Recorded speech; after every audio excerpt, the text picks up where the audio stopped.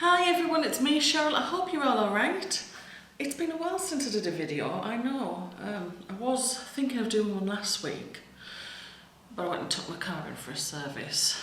And Wednesday just didn't seem to happen. But I was so close in finishing some things I thought I'd wait. So where do I start? It's a bit overwhelmed. Now, you know what's going to happen, don't you? And I keep looking out the window. I'm expecting a delivery, so now I'm videoing. Someone's bound to come. But I kind of did that on purpose so they would come, you know what I mean? It's like wanting it to rain and then washing your windows so it will rain. Okay, where do I start? I'll start with, what did I show you last time? I think I might have showed you a scarf I was making on the small loom. This is a Knit UK loom and I populated all of the pegs. Oh, all of, except the edge ones there. Because I was using an odd number, 21 pegs, 21 pairs. And if I had to count across now,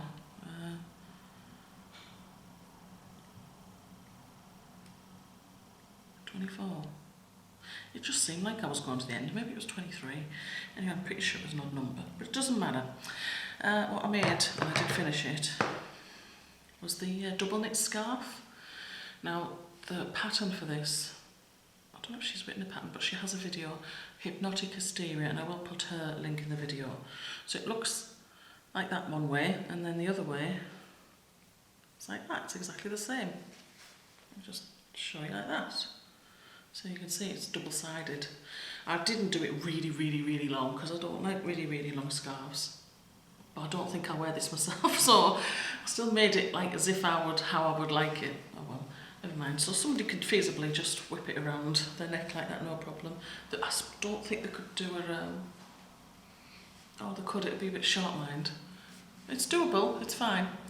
But anyway, I do plan on making a hat to go with that because I've seen another video of the same kind of thing by the lady who runs Knit UK. I've forgotten her name. So she actually does one in the round, the hat to go with it. It's the same technique, you get the double knit, that's what I mean. Right. I basically went on an experimentation of hats because I said I was going to make my son's girlfriend either a hat or a scarf or both, and she chose one of two yarns, either Fireside or King Cole Riot. I know it hasn't got the label on it, it's in the other room, I've just put it away. Now, I had some other yarn like this and I wasn't sure about doing a hat with this yarn. I do know it will make a very nice cowl. Before Christmas I did the Woods and Water cowl by Roxanne, I think. Because one of my viewers, I don't know who it was, but she mentioned Woods and Water cowls sometime before Christmas. And I thought, oh yes, that's very nice. And after I'd begun it, I was thinking, oh, this should be worsted yarn, but this is actually 6, category 6. Can you see that? But nevertheless, it still actually turned out really well. So I was really happy with it. So at least I know I can do that with it, but try to do a hat. Now I have a loom set which is akin to the Nifty Knitter. I think it's either Knit Quick or Quick Knit. And it's exactly the same colours apparently as the Michaels brand, which is also like the Nifty Knitter, but not the same colours. And I've had issues with hats in the past. For instance, let me just show you one of my earlier hats.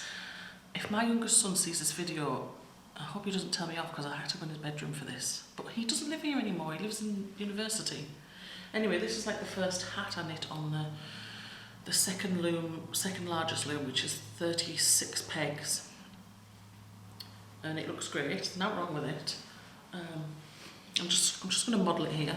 Now, I feel fine wearing this, but CJ didn't like having it put on, and I think it was a bit snug, unless it's had a bit of give since then.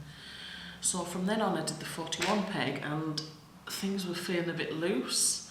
So then what I did instead, I started to use some elastic about that thick, put it around your head and then just snug it a little bit tighter and then sew it. And then what I did when I turned the brim over,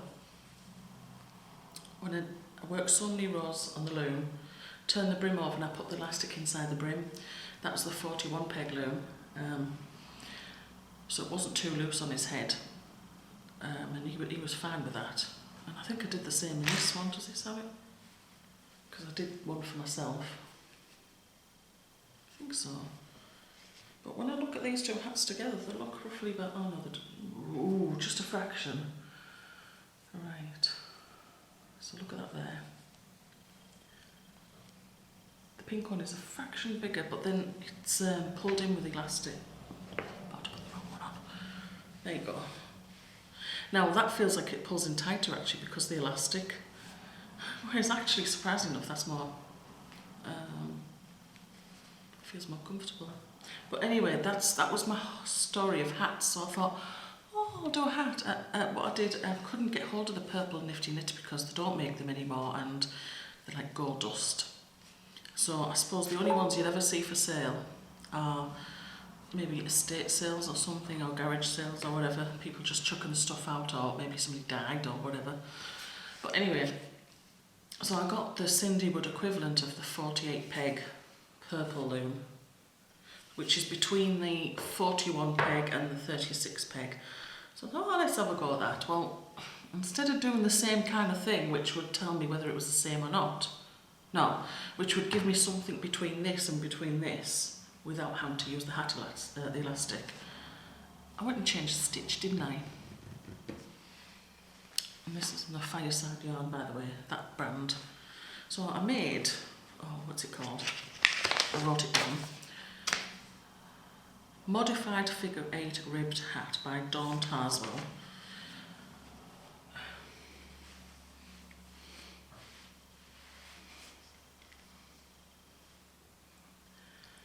Does anybody like this? Because I don't. I hate it. It's like a carpet. It's not the pattern. There's nothing wrong with the pattern. I just chose the wrong yarn for the pattern. A solid yarn would actually be really good with it. I think it was even looser than that. Yeah, I single crocheted all the way around because it was a bit loose. I mean, it goes on all right, but I don't like it at all. So I'm glad that was just a test. So I thought, oh, why don't I just go for a plain rib and then like a ribbed brim and then knit? Guess what goes and happens. Now it looks better, it does. Isn't that nice variegated yarn? However, when you get to this bit, it's sort of like floats outwards. This is the ribbed brim, 2x2 rib, and then knit. And then the knit bit feels really tight. Thought I don't like that either. It does, it feels really tight up here. If it had just kept the rib going all the way up, it would probably be okay. So I wasn't happy with that, and I thought, well, why does it flare out like that? Then I realised, I knew it. I knew it. Wait, I should have done that earlier and he would have come sooner. Anyway, so hats, yeah. Why I think it flared out is because when you think of like a rib as in a cuff on a sleeve or at the bottom of a jumper, one of two things happens. Oh, it might be both together, I don't know, but I've seen one of two things. Either your needle size stays the same with the rib and then going into the stockinette, and you just increase the stitches. I don't know, maybe 5 or 6 stitches, depends on how many stitches are in your roll to start with. Or you start with a smaller knitting needle size, say 3.25 for example, keep the stitch amount the same, and then go up to 4mm, for example. Unfortunately on a fixed loom with the fixed spacing of pegs and the fixed amount of pegs, you can't change any of those variables at all. So, of course it's going to end up like that. So maybe I think if I'd just left it in a rib all the way up, or even done an E-wrap. Why the heck didn't I do an E-wrap? And that's when I realised maybe I should have done an E-wrap, you know, like I did with these hats, because they turned out great. So I didn't have much yarn left and I did an E-wrap. So I did actually make something. It wasn't a hat though. It's a hairband. So let me model that for you. There we go, how was that? It's a bit thick, but hey, it works. Yeah? So I should have done an E-wrap, but never mind. In the end I thought, I'm not going to make a hat out of that yarn. I would quite happily make another Woods and Water cowl because that was lovely. Turned out great. So what I did instead, I got the Kinko Riot, I cast on, it was, my gauge was actually so close to the yarn label. Was it 22 stitches, 28 rows? So I thought, right, okay, average size head. I think I just did it by 22 inches. 22 by, I forgot, what did I say? 22 stitches. I can't, what did I do? But I know I needed to work in multiples of 5. Anyway, I got 120 stitches. I did something. I should write these things down, shouldn't I? And look how lovely that's turning out. And of course, it'll stretch lovely because it's worked in multiples of 5. It's a knit 3, purl 2 rib, and basically the pattern I'm actually following is the Universal Ribbed Hat by Scarlet Royal, and it's a loom hat, and she does it on a Cindy Wood loom, but it's I can't remember the gauge loom she does it on, but it's a lovely hat. I wonder if I've got a picture of it. I took a screenshot to show my son, because what's good about this, I said his girlfriend can either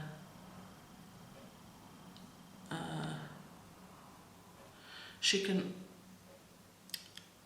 it's quite long, and so she can either turn it up so it's got a long brim, or she can pull it back a bit so it's a slouching. And I took a screenshot so I could show him that. Isn't that lovely? The lovely colours in that. I hope it doesn't like the glare. So I thought, yeah, because on this picture here you can see the turned up brim better. But she could wear it as a slouchy, couldn't she? If she so wished. So that's the idea. And I just love how this is turning out. It's so beautiful. Look at the gorgeous colours. I think this colourway is called Ace. I think it's Ace. I hope I'm right. But it's Kinko Riot. It's got lots of like oranges and browns in it. So beautiful. It's very autumnal, isn't it? I noticed about this yarn. I was looking at it. It's not got a very lot of twist in it, because when I cast on, I did a long tail cast on. I had some yarn left, so I worked it into the first row until I had about that much left. I thought, so I snipped it off. I was curious about it, so I pulled it apart so easy, and I thought, I wonder if that's a single. Spinners will know what I'm talking about. But yeah, I was curious about that yarn, and I'm worried about, because I normally just yank it from the ball when I need more yarn. I go, I don't care. But this time I'm not yanking it in case I snap it. So I get a good length first before I work with it. But this is turning out so beautifully. Love it. She's going to love it. And I have a plan for a scarf to go with that, because I've got another skein of this. That should be nice. So, on to making hats again. I was still eager, I just couldn't help myself. I cast on again on this with some more of this kind of yarn, which I got the other week. And I thought, I'll make a hat for CD. Now what's funny about this is, I hope I can hide the rest of it from you before you can see the rest of it. Okay, I saw those colours first. Like, it's like a bit of a purple, a blue and a green, and I thought, because the way the ball was wound, that's all I could see, and I thought that would be a lovely hat for CJ. I've changed my mind, he's not going to get this because it's more like a girl's hat. There's pink in there, and then it goes yellow and orange and purple and blue and green again, and I made a pom-pom. And I managed to do that out of one skein, because normally these I started to do it with one skein plus a bit for the pom-pom. And I thought, why am I using a bit more? I managed to get out of one, and I think the next time I'll do, yes, there's going to be a next time, I did 20 rows for the rib and turned it over, so it's 10. But when you look at these two, the ribs are actually shorter. That one's that deep. That one's even smaller. And that one's quite big, that's 20 rows rib, 10 each side. So I thought, if I make the rib rows smaller by, say, about two rounds, you can have more rounds in the body of the hat, and the pom-pom, what's left, it makes a lovely pom-pom. Look at that. How good's that? And this, so this was on this loom,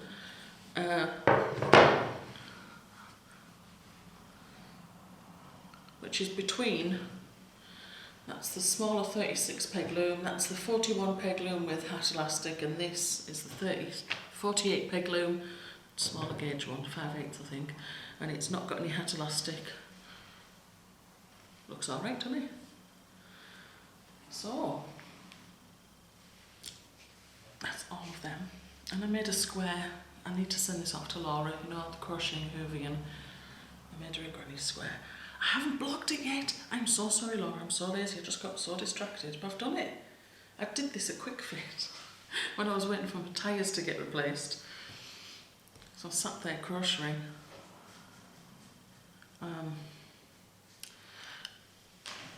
And this delivery I've just got is some yarn. Was I on a yarn ban? I never spoke of one. I thought, if I'm going to use the yarn almost straight away, then yes, I will get some yarn. I hope that didn't crinkle too much while I'm talking. Anyway, because they're coming packs of 4. Right. And the reason why I got it is because it's pretty much, it is the same yarn as these yarns, except different colours, which are not available in our shops. I got from Ice Yarns or Yarn Paradise, same one. This is more like a red, although I can now see orange in there, but on the computer it was more red. I'm sure it said red in there. But it looks like it's got oranges in there, so hopefully that will be, it's a gender neutral one, that's what I was thinking. And I got some like grey, black, so that'll be awesome as well. Oh, there's some brown, I can see brown in there as well, I don't know if you can. So they'll make them hats, and that's all I got them for, to make hats.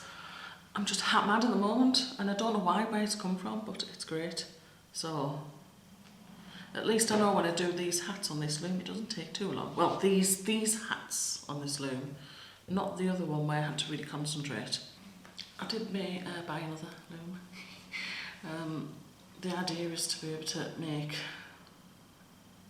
adult hats, well, up to adult hats, on different gauges, and I'll get you it, I'll show you in a moment. It's a Kiss loom.